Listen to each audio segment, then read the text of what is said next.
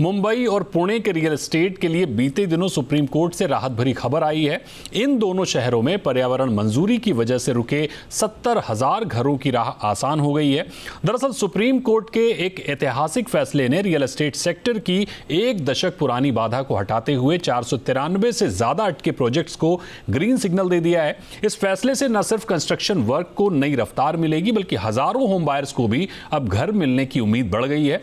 Show में आगे बढ़े इससे पहले मूल समस्या को समझ लेते हैं। दरअसल 2014 और 2016 में केंद्र सरकार ने कुछ नोटिफिकेशन जारी किए थे, जिससे एनवायरमेंटल क्लियरेंस की प्रक्रिया में बदलाव किए गए। इन बदलावों के अनुसार लोकल अथॉरिटीज जैसे बीएमसी के तहत एक नया एनवायरमेंटल सेल बनाने की बात कही गई थी, जो प्रोजेक्ट्स को एनवायरमेंटल क्लियरेंस देगा।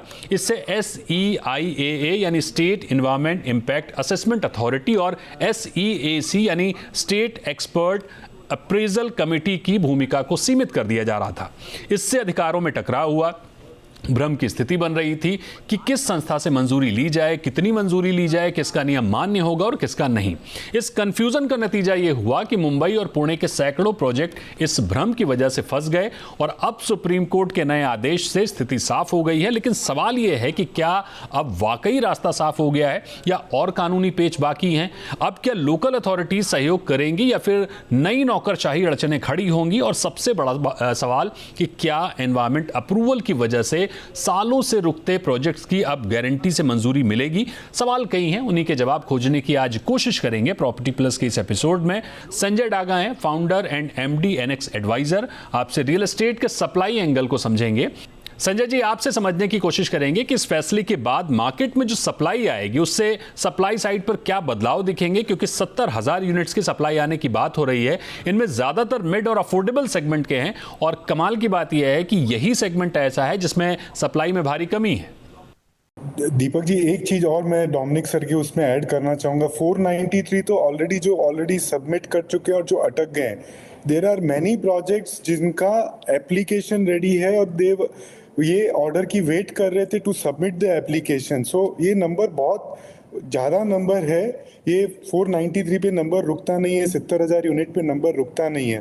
बिल्कुल, every developer was just waiting कि पहले ये क्लैरिटी आए कि अपने को मैटर को कहाँ सबमिट करना है, दिल्ली सबमिट करना है या लोकल सबमिट करना है, उसके बाद एप्लीकेशन सबमिट करेंगे। तो अभी आप जो अगले कुछ दिनों में आप एप्लीकेशंस की जो नंबर्स हैं वो आप देखिएगा कितने बढ़ते हैं और कितने यूनिट्स बढ़ते हैं।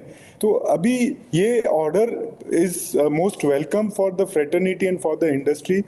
डोमिनिक सर ने बहुत सही बोला कि रीडेवलपमेंट के अंदर IOD आने के बाद, साइट वेकेट होने के बाद मेंबर्स साइट से निकल जाते हैं, उनके एग्जिस्टिंग घर डिमोलिश हो जाते हैं और उसके बाद आपको MOEF का क्लियरेंस मिलता है और CC मिलता है, जिसके बाद ही आप कंस्ट्रक्शन कमेंस कर सकते हैं।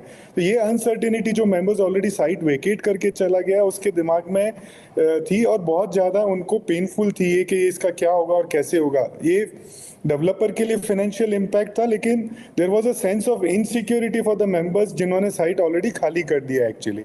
कंसीडरिंग फ्रॉम दैट पर्सपेक्टिव और अब जिस तरीके से ये सेल्स की वेलोसिटी और सेल्स का वॉल्यूम जब ओपन अप होगा और ये अप्रूवल्स मिलेगी और CC मिलेगी, तो ये 70,000 यूनिट नहीं, मेरे हिसाब से this number will be almost more than double once in couple of months. जब आपको ये सप्लाई आते हुए मार्केट में दिखेगी, मार्केट कंसोलिडेट होगा, प्राइसिंग जो अभी हेवायर जा रही थी बिकॉज डिमांड थी, सप्लाई नहीं थी, बिकॉज बहुत सारे प्रोजेक्ट्स अटके हुए थे और जो प्रोजेक्ट्स चालू थे जिनके पास ऑलरेडी पुराना एनवायरमेंटल क्लियरेंस था, they were only selling their inventory in the market. तो ये एक जो प्राइस का जो एक आर्टिफिशियल अपसाइड था वो एक रुक जाएगा और वो कंसोलिडेट होना शुरू हो जाएगा। रियलिस्टिक प्राइसिंग आनी शुरू हो जाएगी अफोर्डेबल और मिड सेगमेंट दोनों में, और डिमांड जिस हिसाब से है उस हिसाब से सप्लाई भी आएगी। हर लोकेशन के ऊपर सैकड़ों प्रोजेक्ट्स अटके हुए हैं और वो सारे लोकेशंस पे और वो प्रोजेक्ट्स ओपन होते हुए जाएंगे और I see the volume going up. Sanjay ji, आपके मुताबिक लोकल अथॉरिटीज की ओर से तत्काल क्या कदम उठाए जाने की जरूरत है, क्योंकि सुप्रीम कोर्ट की ओर से जो राहत और स्पष्टता मिली है ऑन पेपर वो जमीन पर देखना शुरू हो, और क्या होम बायर्स को उम्मीद करनी चाहिए कि पेंडिंग प्रोजेक्ट की डिलीवरी टाइमलाइन तय होगी? डोमिनिक सर ने बिल्कुल सही बोला है सर। द फ्रीक्वेंसी जो कमिटी की है वो बढ़ानी पड़ेगी टू गिव द क्लियरेंस। आगे फेस्टिव पीरियड आ रहा है, everybody will look forward for the new launches जो अभी तक अटके पड़े हैं। पिछले 2 क्वार्टर्स 6 महीने के अंदर अगर आप देखोगे तो सेल्स के नंबर्स भी अफेक्ट हुए हैं, नए लॉन्चेस के नंबर्स भी अफेक्ट हुए हैं। तो ये सब चीज़ों की क्लैरिटी आने से सबको टाइमलाइंस की भी क्लैरिटी आएगी, डेवलपर को, all stakeholders, not only customers and developers, सबको ये क्लैरिटी आएगी। और मेरे को ये लगता है जो आगे फेस्टिव सीजन आ रहा है वी कैन सी बहुत सारे नए launches coming into the market, जो काफ़ी टाइम से बायर साइडलाइन होके बैठा इन एब्सेंस ऑफ क्लैरिटी, वो एक डिसीजन लेना शुरू करेंगे। और मेरे हिसाब से वॉल्यूम्स और वेलोसिटी दोनों बढ़नी चाहिए। अगर कमिटी 2 दिन में एक बार या 3 दिन में एक बार मिलती है तो जो बैकलॉग है it will not take too much of time, वो लिटरली कुछ हफ्तों के अंदर लिटरली ऑनलाइन हो जाएगा। जैसे आप आज एप्लीकेशन सबमिट करो, 7 से 10 दिन के अंदर आपको एनवायरमेंटल क्लियरेंस मिल जाएगा।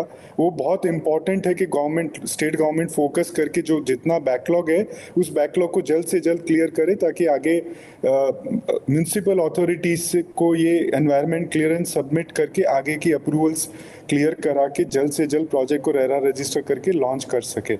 संजय जी, हम फेस्टिव सीजन में लगभग दाखिल हो चुके हैं। ऑलरेडी डेवलपर्स फेस्टिव सीजन का इंतजार करते हैं। इस बार तो एक भारी भरकम सप्लाई खुलेगी, तो क्या इस प्राइस के एंगल से हम देखें तो होम बायर्स को कुछ शानदार डील्स मिलने की उम्मीद दिख रही है आपको?